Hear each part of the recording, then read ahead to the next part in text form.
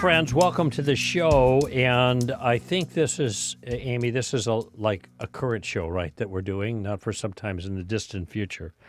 All right, because today's a special day. We just had a celebration of the 32nd anniversary of Stand to Reason. Now, that happened May 1st, but lots of folks were out of town, and it just wasn't convenient to do our thing, a celebration then, and so we delayed it for 6 weeks or so until today. And so the celebration of 32 years of Stand to Reason, we had a big luncheon, and we flew team members in and lots of cool things. It's great every year when you do that. And it's hard to imagine that another year has just flown by. It seems almost like yesterday that we had our 30th anniversary celebration, which is a big thing for us. And we had a wonderful film that our wonderful Greg Koukl was responsible for pulling together, and many principles in the history of Stand to Reason were in that film, and including the man that discipled me early on, right out of the gates, Greg Koukl in Hawaii. He's retired now, but he was interviewed. J.P. Moreland was in that. Amy was in that. Natasha Crane was a whole bunch of people that were significant, had roles in and been able to watch the growth of SRY. Anyway, that was 2 years ago. Oh, my goodness. 2 years have passed. The saying goes, the days drag on and the years fly by. And boy, that seems even more evident when you get older. I think I've talked about the phenomenology of time, that the older you get every year is a smaller portion of the whole. And so it feels like it goes faster. By the way, this phenomenology of time is what Peter is talking about in 2 Peter, when it says a day is 1,000 years to the Lord and 1,000 years is as a day. People have done goofy things with that, and they've missed the point, because they're talking there in that passage about God being slow. Where is he? Where's the second coming? I don't see him. He's never going to come. And then Peter says, but God is not slow, as some count slowness. For to him, a day is as 1,000 years, and 1,000 years as a day. He's not giving us a calculation, because that calculation doesn't make any sense. It goes in both directions. He's giving us a sense of the phenomenology of the passage of time to God. What seems like a long time to us is not seem like a long time to God, and vice versa. He's just simply saying that God experiences time differently than we do. And I think that's also the first time it occurred to me that this shows implicit acknowledgement that God is temporal, just in that, because it's a reference to the phenomenology of time from passing from God's perspective. But in any event, so time has a beat to it. It just always continues to move at its same beat, but it feels different to us. And this is especially important to me because not only was this today the 32-year celebration of Stand to Reason's existence and profitable service to the body of Christ, thankfully, but also today is the day that is the culmination of 75 years of my life. No, that's kind of a corny way of saying it's my birthday, and I'm 75.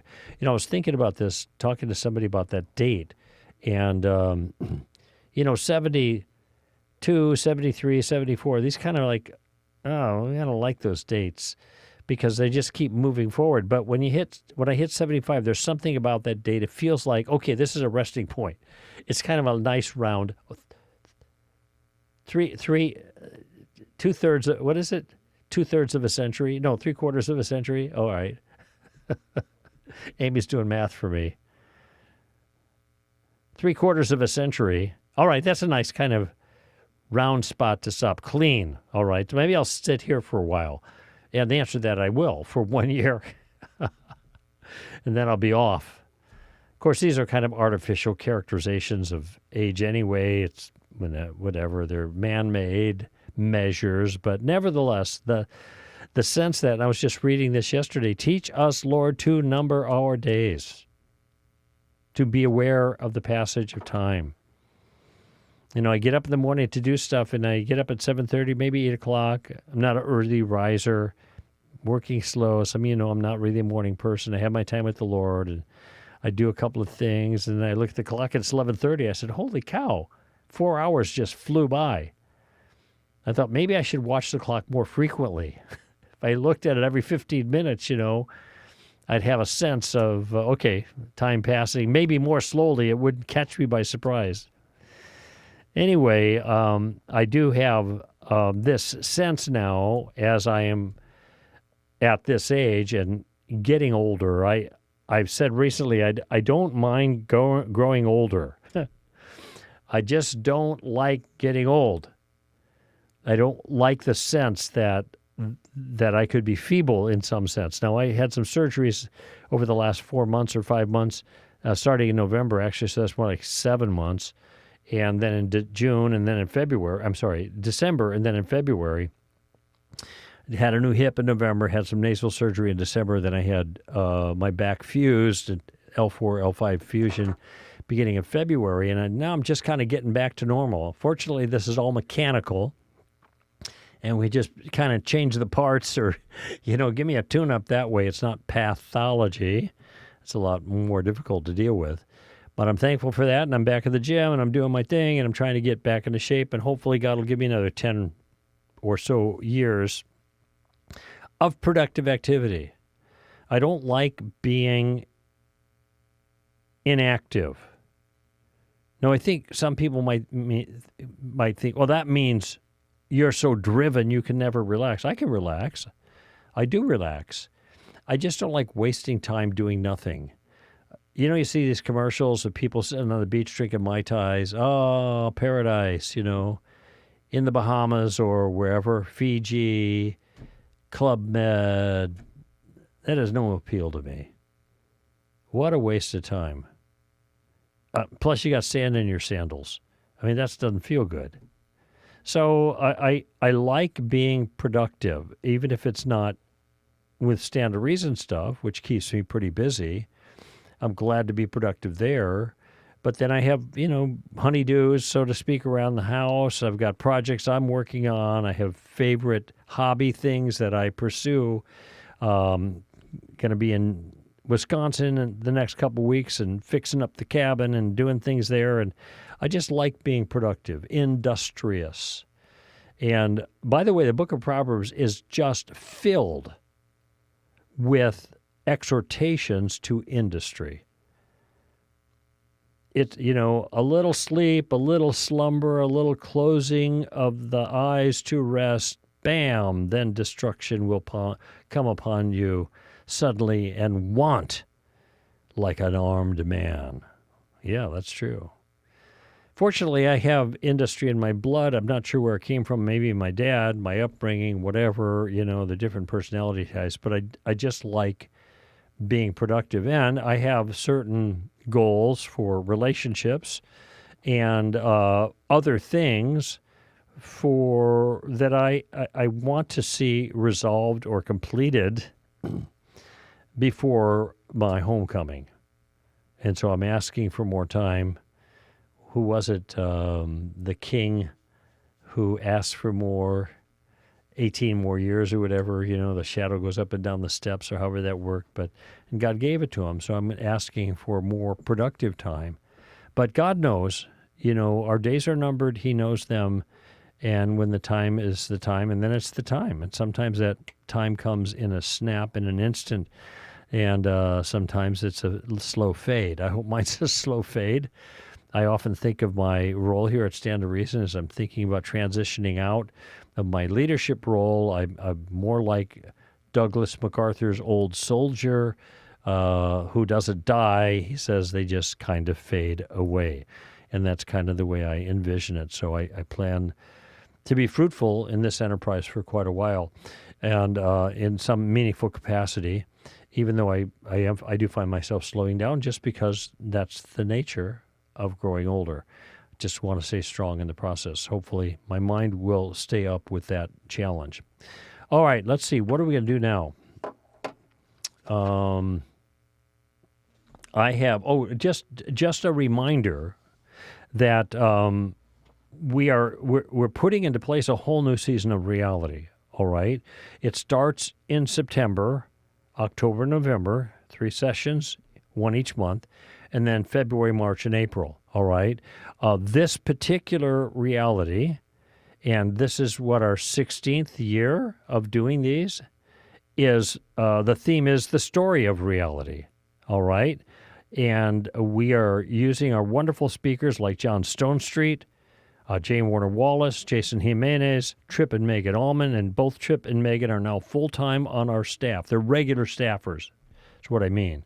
Maybe Megan is, part-time as a speaker. I don't know what the hours they put in, but they're on our team now, regular. They're not just hired guns. They're part of what I call my young guns on our team, our content providers. And, of course, the rest of the young guns, the STR Apologist team, will be there. Tickets are available at realityapologetics.com. A little different this year. Difference this year is that our Southern California event will be in the spring. And our fall event, the first one in September, is actually going to be in the Atlanta area. So we have a church in Atlanta. We have never done anything out of that. Birmingham was the closest in the past, and we're thrilled to be able to be in that particular area because we know there's a lot of Christians there, and a lot of them need what we're bringing. So just keep an eye on that. Then we'll be in Seattle the following month, October, November. We'll be in Minneapolis. That's our biggest one, close to 4,000 students at Grace Church Eden Prairie. But more and more students are coming every year. We're trying to get bigger venues for some of our locations because something magnificent is happening in each one of those sessions. And it ain't me that's doing it because I don't have a lot to do with it. I have nothing to do with the planning. I just go, and Danielle puts me in a room and says, okay, speak on this, and I just do what I'm told. And a lot of that is just walking around meeting people and shaking hands and saying hi and taking photos and signing books and just being a good host to our wonderful Stand to Reason community. But please, if you've not done reality before, put it on your calendar. If you have done, you probably already want to know the dates. realityapologetics.com is the location for all the information there and for our speakers and for this wonderful theme now on worldviews in general. And the theme is titled, same as the book, The Story of Reality.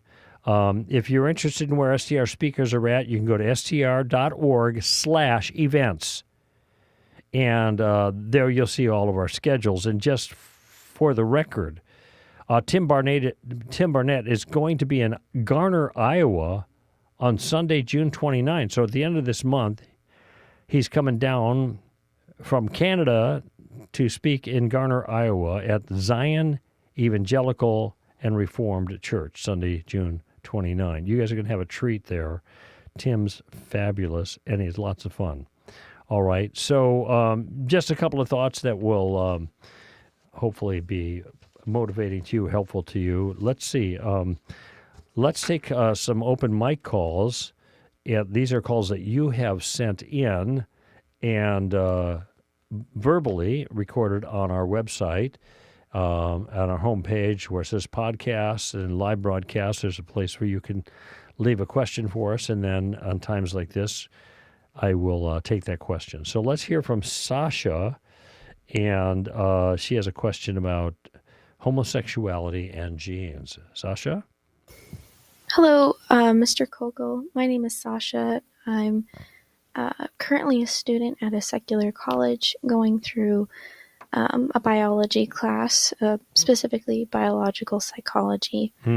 And one of the common issues that my professor brings up is that there are more than 2 biological sexes because of the variations in brain sex, hormones, differences in development of genitalia, and all this other stuff. She says that all these things interact to create biological sex.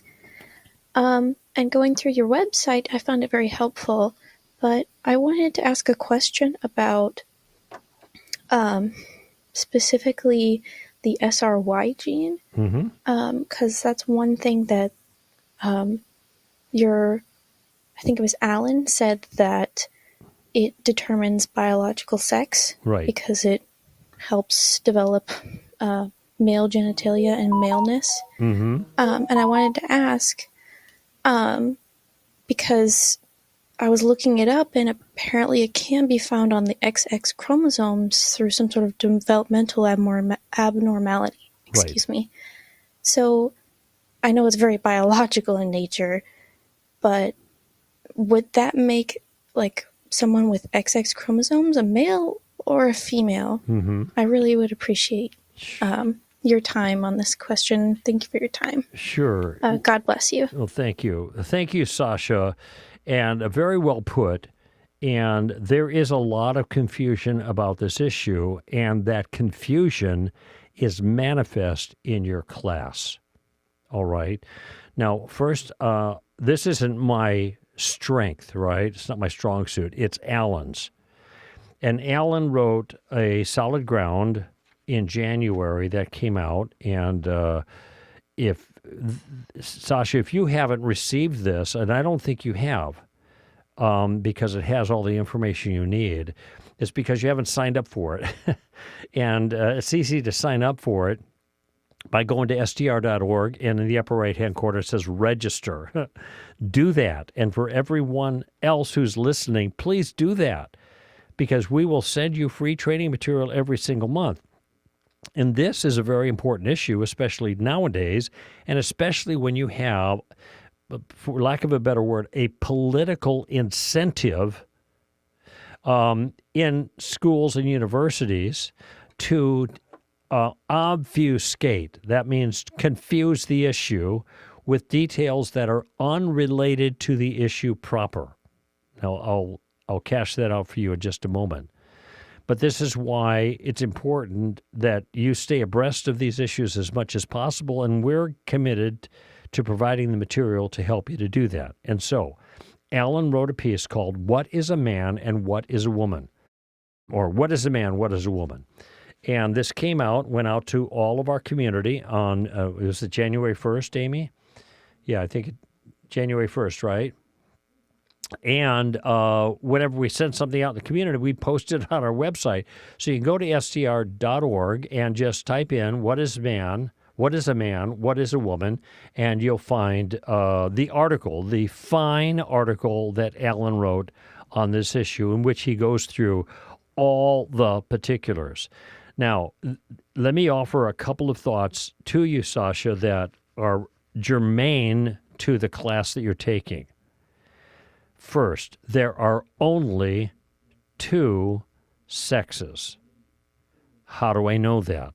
Because there are only 2 types of gametes. Now, this is science. This is not philosophy. This is not religion. This is science. There are only 2 sexes because there are only 2 types of gametes. And by the way, that isn't true just with human beings. It is true with all organisms that participate in bisexual reproduction. You have females and you have males. There is no other there's no third gamete. You have sperms and you have eggs. Those are the gamete cells. That's it. The confusion comes when it's not always easy to determine whether an individual is a male or a female. The simplest way of determining biologically whether a person is a male or a female, one or the other, is to look at the one or the other type of sexual organs. Because there's only 2 types of sexual organs, one that's a receiver and the other one that's an inserter. I don't mean to get gross here, but I'm just saying the bodies are made to couple together to transfer a male gamete to a female's body so it can unite with a female gamete and therefore produce a new individual, that individual is also capable of providing either a male gamete or a female gamete. And when that individual is fully developed and born, 99.9% of the time, all it takes is a visual inspection to find out which is which. Now, unfortunately, people who, I'm tempted to say who are confused, but that's charitable. I don't think they're confused. I think they are deliberately confusing others for personal reasons, ideological reasons. And now they say sex is assigned at birth. What sex were you assigned at birth? I'm just going to tell you something. It may sound a little gross, but this is it. No one is assigned a penis, and no one is assigned a vagina. It's either or, and it comes with the basic equipment. It's just a matter of looking at it, and you see this is a male or this is a female most of the time. Most of the time. Now, are there times where it's not so obvious? And the answer is yes. Occasionally, rarely, there are times when at birth it's not so obvious. But that's only because the external genitalia are not obviously one or the other. There's a variation. These are called intersex, and they don't happen very often. And when I say intersex, I'm talking about not this kind of wide variation that sometimes in classes like this is talked about, but I actually went to the intersex website where they talk about this. This condition is very rare.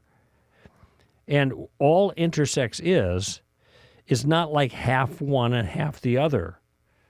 Characteristically, it's where the actual sexual identity, physical sexual identity, is not immediately obvious. Now, sometimes a closer examination of the body will reveal that there is a penis or a vagina that is underdeveloped. And so, therefore, you'll know whether this is a boy or a girl, not assigned, discovered. Sometimes it's a matter of looking at, in rare cases, the genetic makeup. Now, this is where I'm not so clever. Alan's really good, and he slices and dices this issue very thin in the article, What is a Man, What is a Woman? So he's got all the stuff there, and he does discuss the significance of the SRY gene. It is not the case that XX or XY chromosomes either of those combinations are the significant determining factor of male or female. It is not a chromosome, it is a gene called the SRY gene. And when we start thinking that sex is really chromosomal instead of morphological, I mean the way the body is shaped, based on a body made to, taken as a whole, to produce gametes that play a very particular role in reproduction.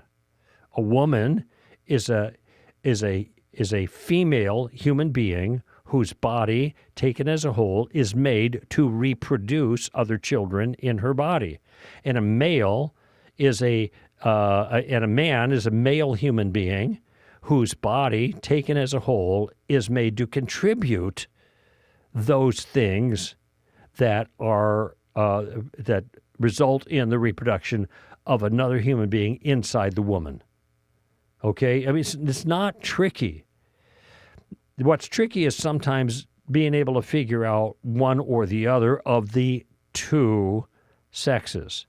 And that's where sometimes, well, it's XX, XY, whatever. No, because there's all kinds of variations there. And that, unfortunately, people draw the conclusion is that there's no such thing as that two sexes. But the chromosomes don't determine that.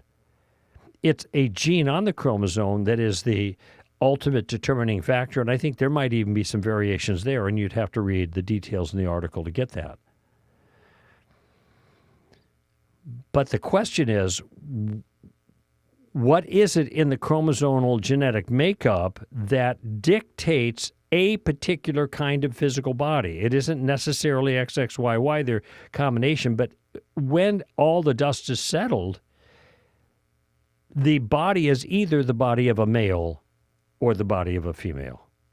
That's the point, because there are only two sexes, not 3 or 4 or 5 or 6. Where are the corresponding gametes if there are multiple sexes? No, we are biologically bisexual. What I mean by that is reproduction is accomplished with two separate sexes joining together to make a child, offspring. And that's true across the biological realm. The only ambiguity is not how many sexes there are, but how, in some rare cases, you determine which sex of the two the child actually is. And that comes down to not to an analysis of chromosomes, but to analysis of a gene, which seems to be the most determining factor, regardless of chromosomal makeup, and that is the SRY gene. So what you're being taught, Sasha, is not scientifically sound. It is being influenced by an ideological agenda that is trying to make it appear, using scientific evidence, or I should say misusing scientific evidence, that sex is ambiguous. It isn't one thing or another. The answer is no, sex isn't ambiguous. It is one thing or another because human beings are the kinds of creatures that are bisexual. What's difficult is sometimes, in rare cases, finding out which sex a human being actually is. And Alan goes into all of those details in his wonderful piece, What is a Man and What is a Woman? So, Sasha, I hope that helps. And I just kind of gave you the overview, but Alan will give you the nitty-gritty, okay? Thank you for your call. Let's go to a break. Be back in a moment on Stand to Reason.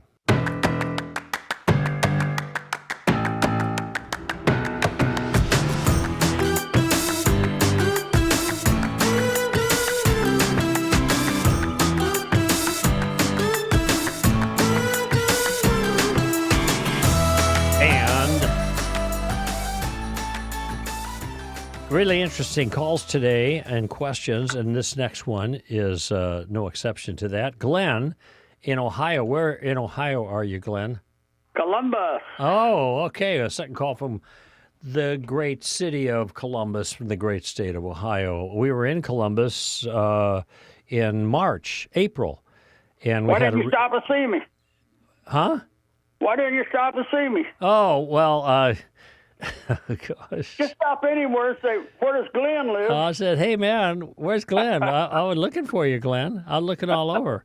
I said, Glenn's around here somewhere. Go ahead. Before I get to my question, I want to ask you a question. But before I do that, if you got time, I want the subject you were talking with that young lady about before you took the break. Uh-huh. Oh, yeah, about the SRY gene and sex being binary. My daughter is not a believer. I only have one daughter. She's not a believer. She's 53 years old. And I've been serving the Lord for 41 years. Wow. But good for you. She said something one day when somebody was laughing about that stuff. It's not that funny, to tell you the truth.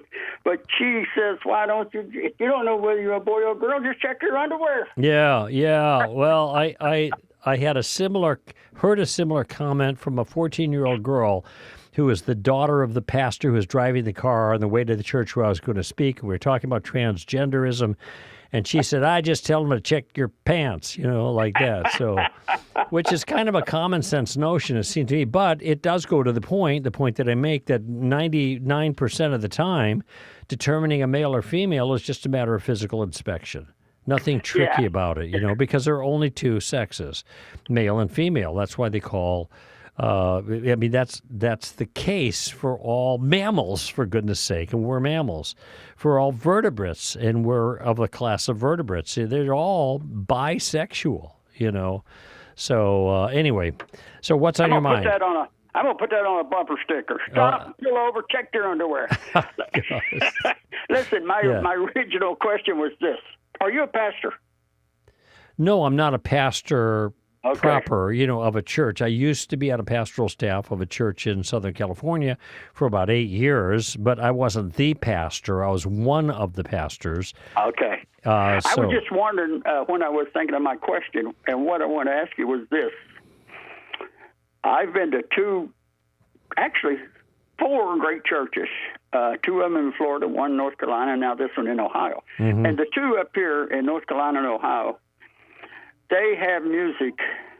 I'm 83 years old.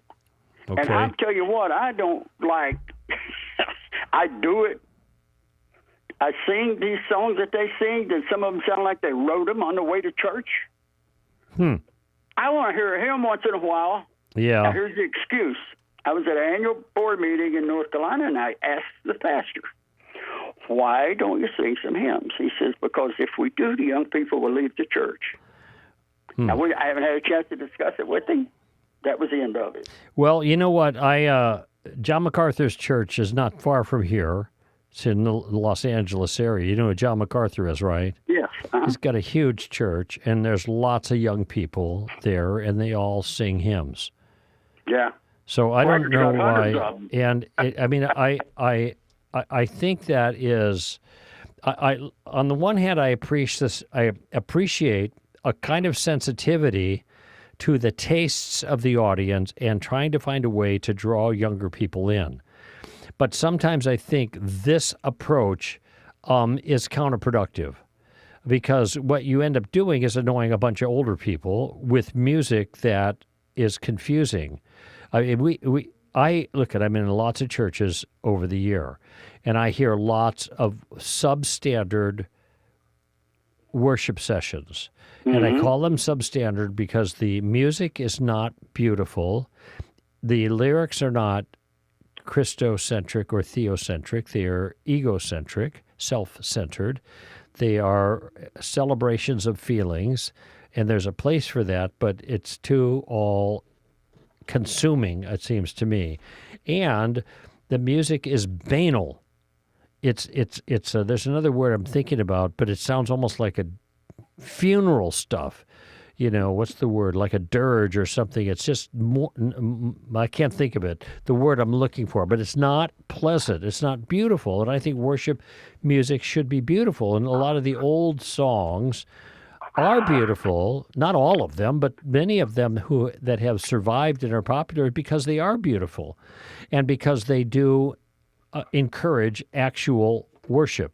All right, which I don't, I'm wondering if some of this stuff is actual worship, because of their celebration of feelings. So I think when you have music that is beautiful, even when it could be old hymns, it could be contemporary stuff, but it doesn't have to be entertainment stuff. If you have that, then young people are going to stay because they shouldn't be staying for the music anyway. It's something that supplements the whole thing. I mean, I'm there for the preaching. In my own church, I'm not moved at all. I'm not happy with the music that's there. It falls in this category of music that I don't care for. All right, but I'm willing to sit through it in order to hear the superb teaching of my superb pastor, who's not very old, but he's very capable. He's probably early 30s, mid-30s maybe now, I don't know. But he's very, very capable, and he does a grand job in exegeting the Scripture. That's the strength. That's the point. That's the focal point. Now, there's got to be more to a good church, and worship is part of that, but it's not the central thing. And I think if you're feeding people well, then people are going to come back for another meal, even if they're not thrilled about the music. Maybe dour is the word I was thinking about. And some old hymns are dour too. But if we can do material that's old or even new that is lovely, the lyrics can be followed, the the worship leader is clear and the melody is sung and it doesn't sound like a bad Bob Dylan. Wah, wah, wah, wah, wah, wah, wah. You know, I don't know why young people that would appeal to them anyway. Well, we want. I don't think it does, because I've watched them. I stand in the sanctuary and watch them. Yeah. And you can see that they're not shouting. They're not shouting about it. I'll put it that way. They're not into it. But you know, when I first got saved, 90 days after I got saved, I was walking out of the church to shake hands with a pastor, and he held my hand a minute, and he says, "The song leader's going to be gone next couple of weeks. You're going to be our song leader. Get 3 songs and 3 courses ready." And then he turned to shake hands with somebody else. He walked away from me. That's how I become a song leader for about 8 years. Wow. All right. Wow. Well, that's interesting. But I did that. I sang 3 hymns or 3 courses usually. You know, we had a piano on one side and an organ on the other. Yeah. A small church like that. Well, that was also a long time ago. You know, you're a little bit older, even older than me. So that's getting pretty ancient, and consequently, you know, it was a different slice of culture back then than it is now, and I think we can be sensitive to that. Yeah, but I don't know why young people like bad music, bad sounding, non-melodic. You can't follow it. You can't sing it. I don't understand why that's the appeal to young people. So even the secular music, you can't follow it. Well, you know, even if I listen to secular music, I mean, I don't listen to hip hop and that stuff, and I don't really listen to much. But I'm just thinking popular. I don't hear this like bad music being sung like in the church. Is that what young people are into? I don't get it. But the point of choosing worship songs should not be what are the young people into. The point of choosing a worship song is choosing a song that leads the people in worship, for goodness sake. Mm-hmm. And that has to do with the manner of the leading of the worship leader. It has to do with the lyrics of the songs. It has to do with the melody of the song and the ability for everyone to follow along together. All right? Those are all parts of it. The critical issue isn't what do the young people like. So I think that's the wrong question to be asking as the main qualifier, although I think a sensitivity of some sort to that is important.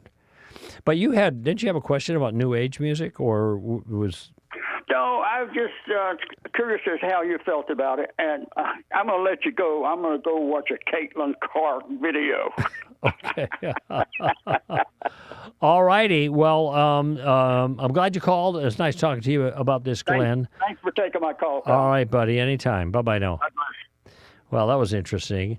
I actually saw an older friend last week. I almost didn't recognize her. I haven't seen her for 10 years, Jamie Collins, also known as Jamie Owen Collins, who was at one time a very well-known CCM singer, contemporary Christian music. Jimmy Owens was her dad, and he was also a singer. But music has changed since then, and she's not performing anymore. But it was nice to see her. Some of you might recognize her as a flash from the past. All right, we let Sasha ask her question a bit ago. We got one here by Brianna about the Old Testament stories, and are they just stories or what? So let's hear from Brianna.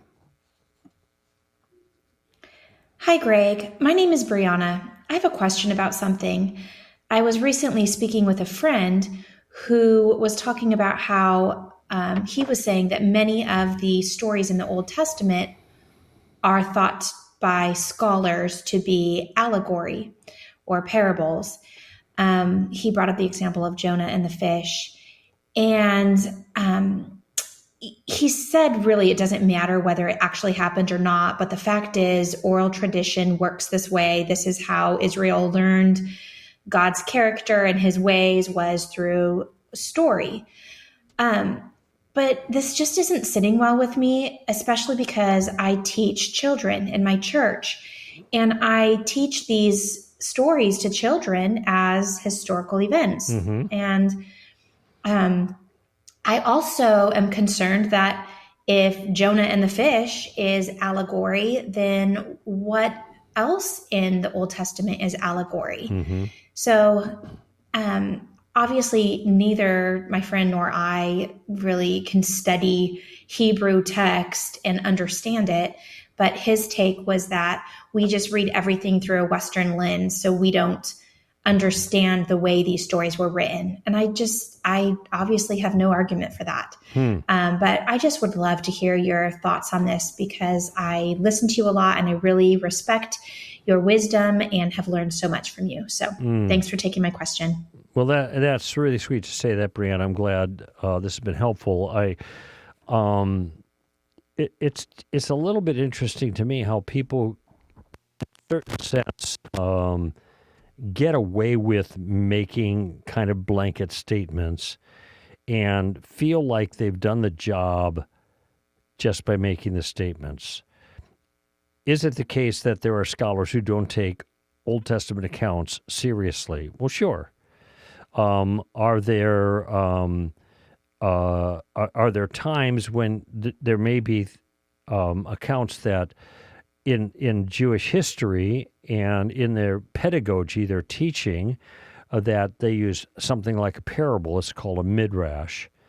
And the answer is, well, yes, Jesus told parables to make particular theological points, all right? But I don't think that just because there is midrash and parables and oral tradition that it justifies simply dismissing massive portions of the Hebrew Scriptures as merely allegory or parables. Now, I know that Jordan Peterson, for example, very well-known academic from the University of Toronto, and someone very friendly to Christianity and to Christian theism, and someone who lectures regularly on the Bible, does approach the Bible this way. But a lot of that has to do with his predisposition, how he views all of this. He doesn't seem to concern himself at all with the question of whether this is history as a genre. He just presumes that these are stories that are told that have application. They're like Aesop's fables, I guess. And the moral of the story is, and that's the way he approaches these. So he's done a number of these, I think, with Dennis Prager. And I don't think that's Dennis's view across the board about the Old Testament, but because he thinks that these events, in many of these, actually took place. I don't know what he'd say about Jonah, and why is it that someone would just say, well, the Jonah story didn't really happen? Well, it's because Jonah gets swallowed by a big fish, some ocean creature, and survives, and gets barfed up onto a beach somewhere so he can continue the mission that he was given, and ran from that obligation by moving in the opposite direction. And so this big sea creature takes him back, puts him back on the track. And that sounds fanciful. Okay, why is it fanciful? Well, because a big fish swallows him and pukes him up. Well, again, that doesn't answer the question for me. The presumption there is that this kind of supernatural event can't actually take place. This isn't, that's not reality. That it couldn't have happened that way, so maybe it's just a story. But it all depends on what kind of world you live in. And when you read the Scripture, if you're just taking the internal evidence at face value, the world that is being described there is a magical world. It is not a world restrained by the laws of nature, as if that's all that there is. It's molecules in motion governed by these laws. But it's a world in which a person, a divine person, is in charge of and intervenes at different times to accomplish ends apart from the natural means that are available, the physical means. All kinds of amazing things happen.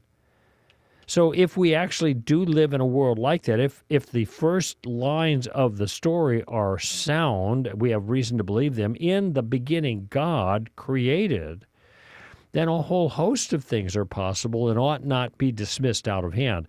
And I think what's going on here is this lack of comfort with supernatural things. Oh, that's just a story. That's just something they made up. Oh, well, it communicates something about God. All right. So let me get to a couple of other items then.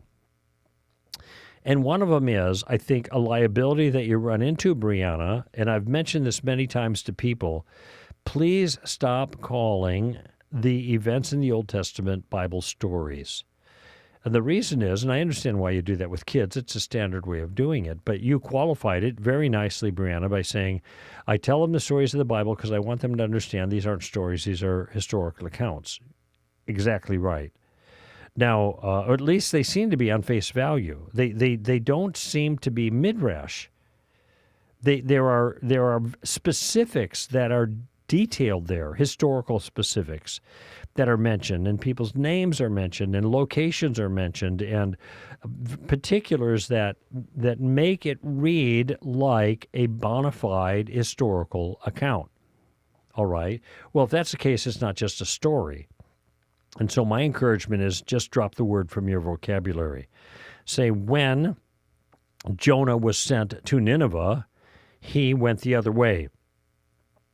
And we have a record of what happened when he rebelled against God and disobeyed God. God snatched him up in a very unique way. The account of Jonah and the great fish is an account that tells us how God acts. Now, this is important. Notice I use the word account, not story. So we're not going to use that word anymore because it plays into this sense that the Bible is just a bunch of stories of things that didn't really happen. Okay, so but not only that, but notice how even the way I was beginning to describe it, I was setting it in its historical/theological context. Okay, as I understand it, God gave a command to Jonah. Jonah said, "No, I'm going the other way." Now, why did Jonah say no? The reason we learn later is he didn't like the Ninevites. He knew they were bad people. He did not want God to forgive them. He knew that if he went and he preached and they repented, which they did, then God, being merciful, would forgive them. And he didn't like that. And when it happened, he was bummed out. All right? Now, one could say, yeah, this is a whole thing that teaches about God's mercy and his grace and his determination to get a message to the people who needed it, and his determination to do it through a particular messenger who, even in rebellion, God was able to get him to carry out the mission that he had for them. Well, those lessons turn out to be lessons not because it's a fictional story, because if it's a fictional story, any fictional story could be construed to say anything you want about God. But if God acted in history in the way that's described in Jonah, then we are learning how God actually is, not a way a story wants to describe him. I mean, I know a lot about Sam Gamgee. You know who he is, right? He's actually the main character, in my view. He's the big hero, not Frodo, in the Lord of the Rings trilogy, all right?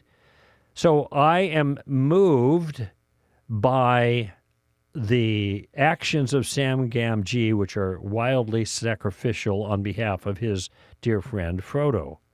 And I have a characterization of love, companionship, faithfulness, and courage. But I do not have examples of those things happening at all, because those events didn't take place. So there was never any faithfulness. There was never any courage. There was never any, caring for one another. It was just a story about that. And it was a good story. But none of those things took place. However, if in the case of Jonah, these things actually took place, we learn something about the real God of history that is acting in history to do things that reflect his character. In other words, we only learn things about God's character in an account like Jonah because God's character is in play. It is manifest through the actions of God with Jonah and the Ninevites. If it's just a story, we don't learn anything about God. We just see a story that says things about God. How do we know those things are true? We don't. All kinds of religious texts have stories, and it may be like, Aesop's fable, and the moral is, and there may be a moral in the story, but what you can't say is that if the account of Jonah and the whale and the Ninevites and all that other stuff, or whatever that big thing was, maybe not a fish, maybe who knows? It's a beast. It's a big thing that ate him and barfed him up. How can that happen? Because this is a miraculous world. We live in a magical world. That's how that can happen. All kinds of things happen in a magical world. So that's not out, especially if God is God. We learn something about the real God who is able to do that kind of thing from the historical account, but we learn nothing about the real God if it's just a story. All right. Now, well, what about Jesus' parables? When Jesus gave parables, parables are illustrations of things. The authority in the teaching of a parable does not come from the parable. The authority comes from Jesus, who worked works of power. And this gave him the authority to speak in metaphoric, parabolic ways to communicate truths, which truths were grounded in him and not the parable. The parable is an illustration. So I can say, here's the truth of the matter about a set of circumstances. Let me illustrate my point by making up a story. And then the story illustrates the point, but the story isn't an argument for the point. It's not evidence for the point. It's just an illustration of the point. Where do you get the evidence in the case of Jesus' parables? From Jesus. From the power of his demeanor and his power of his works. The miracles that he did generates the authority such that the illustrations that he offers in his parables confirm the truth that he's communicating in the parables. But if these are all just stories, then what do you have? You got Aesop's fables. Nothing more. So I don't think that now this doesn't solve the issue finally about whether they're parables and part of the oral tradition or whether they're historical accounts. I think an evidence for the historical account is the way they read and the details, the internal evidence of the accounts themselves. But I know for sure that if you want to say they told these stories in order to learn about God's character and his ways, they don't teach you anything about God's character and his ways if they're just story, because God is not involved. God isn't doing anything. So how can we learn about his character? Oh, it might be they say, well, we believe this is the way God is as manifest in the story here, his character and his ways. Okay, but by what authority do we trust what you believe that's exemplified in the story? Do you see the distinction here? I mean, I hope so, because this goes to the heart of the whole thing. So let's just, I'm just going to stick with the historical record, because that seems to be the way the Jews took it. These things actually happened. And when Jesus talked about these things, even Jonah, he talked about them as if they were historical events. The only sign I will give you is the sign of Jonah. Not the sign you find in the story about Jonah. It's a parable. It doesn't really happen, but what I'm going to do is something like that. No, the sign of Jonah. And the internal evidence seems to indicate they're historical too, even though weird things happen. They happen because this is a magical world, all right? There you go, Brianna. Thank you for the call. That's it, friends. My birthday show. Greg Koukl for Stand to Reason. Give him heaven, all right? Bye-bye.